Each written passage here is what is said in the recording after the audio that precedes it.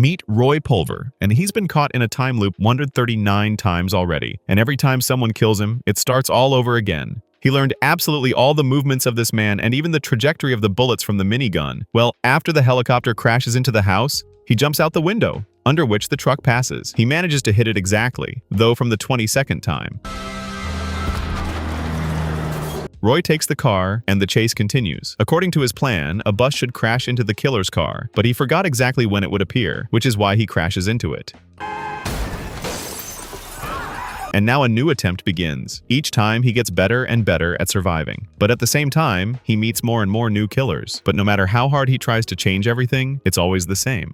He dies. His hope is Gemma, who works for a top-secret organization, but the colonel says she's already dead, like an accident. But the conversation is interrupted by two brothers, and now Roy has a goal to find out what happened to his wife. It all starts with another chase, after which Roy comes to Jake and asks for 2 bottles. At the same time, Dave starts raving about terrorist attacks, but Roy, already tipsy, starts talking about all his deaths, which is why everyone just starts laughing. But all this was for the sake of a short break, because every day at 12:47 he is killed, and he had never managed to last longer. But we are transported back a day, when the loop has not yet taken effect. Roy comes to his wife. She asks why his phone doesn't work. But Roy sends his resume to the Delta Squad, and he starts asking absolutely everything. And he didn't know that there was a wiretap everywhere, which the colonel was listening to right now. Gemma says that this machine is capable of destroying space and time. But that's not all. It can erase everything in this world if not used carefully. After these words, the head of the guard goes to them. Well, Roy asks to tell his son about him, but Seema says that it makes no sense because it's more interesting for him to fight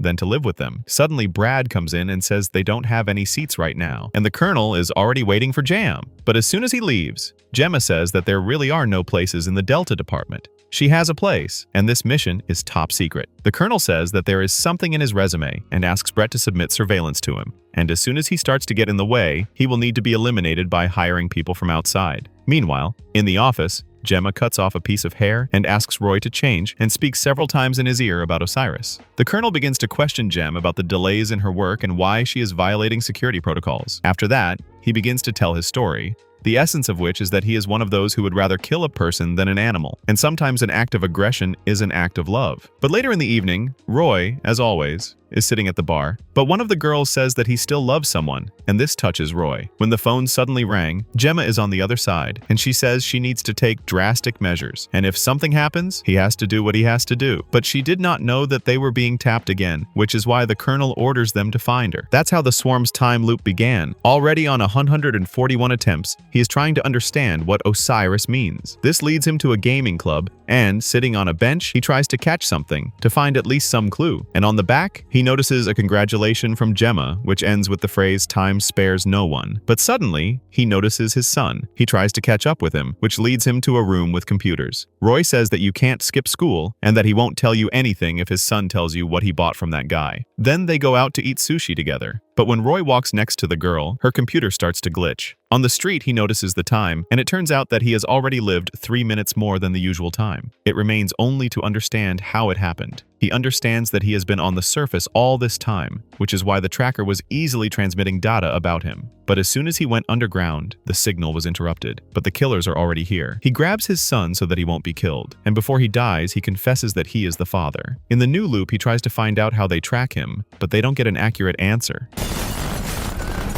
That's why Ray comes to Jake's cafe, where he asks Dave where the beacons might be, and they come up with the idea that the tracker should be in the tooth. He immediately remembers the doctor's appointment, where the colonel's guard was also present. He asks Jake to give him a pair of pliers to find the right tooth. He pulls out each of them and shows it in turn to Dave, who notices a suspicious tooth. But the killer arrives and starts the 145 attempt. He finds out from the girl that it was Brad who ordered the wiretapping, after which he returns to the cafe and pulls out a tracker, which he now uses as bait. And the first of them is Pam, and she's just the beginning, because now he's a hunter himself. After eliminating absolutely everyone, Roy takes the phone and tells Brett that he is coming for him. He gets the idea to ram the wall, but it only takes him to the 46th attempt.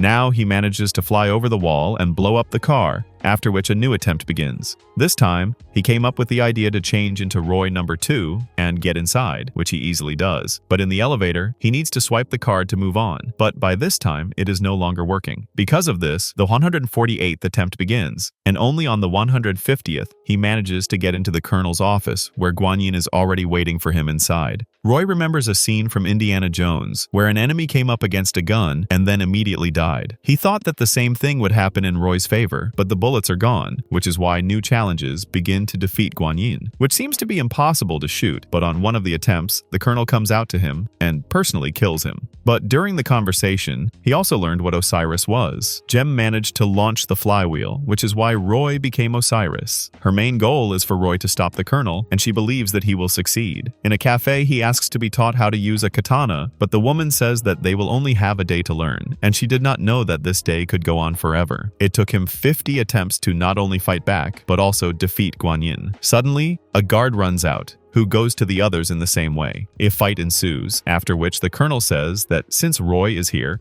who can protect his son? He immediately rushes back, but it's too late. After that, the end of the world begins, because of which he becomes depressed, but eventually pulls himself together and goes to his son. He decides to spend all his time with him, during which he realizes that he has been doing something wrong all this time, and the fact that his happiness was always with him. But every time, everything is interrupted by a flywheel explosion. In one attempt, the son says that Gemma called him at 7:03, and this is the time when Roy woke up. He understands that he still has a chance to save her. He manages to get into the center of the lab, and before eliminating the enemies, he notices the kill time, 7:14, which means he has 10 minutes to save her. He hijacks a helicopter and forces it to land on the roof of the Union. On the cameras, Roy sees that the killers are walking through one corridor, which is why he comes up with the idea of using a minigun. And exactly 1 minute before Gemma's death, he rushes into the office.